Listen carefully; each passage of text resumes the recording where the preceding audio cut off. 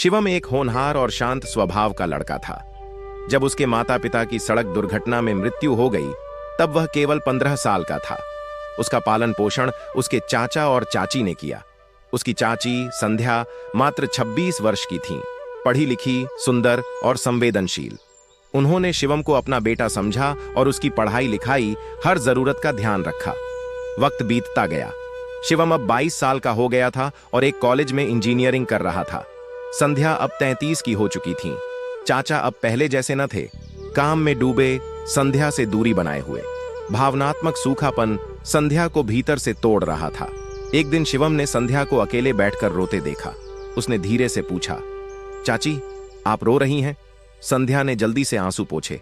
नहीं बेटा, कुछ नहीं, बस ऐसे ही। पर शिवम जान चुका था, इस घर में सबसे ज्यादा अकेली अगर कोई है तो वह संध्या चाची ही है। समय के साथ दोनों के बीच एक भावनात्मक रिश्ता बनने लगा। पहले माँ बेटे जैसा, फिर दोस्ती और धीरे धीरे कुछ और। शिवम अब समझ चुका था कि उसके दिल में संध्या के लिए सिर्फ आदर या ममता नहीं है, कुछ और भी है, प्रेम। एक रात जब बिजली चली गई और पूरा घर अंधेरे में डूबा था, शिवम ने धीरे से संध्या का हाथ पकड़ लिया। चाची, क्या हम सच में सिर्फ यही हैं, चाची और भतीजा?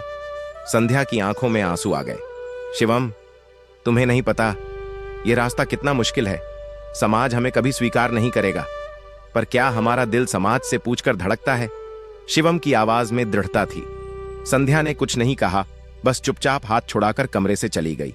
कुछ हफ्तों तक दोनों ने बात नहीं की, लेकिन जब शिवम ने कॉलेज के बाद घर छोड़ने का निर्णय लिया तब संध्या ने उसे रोका।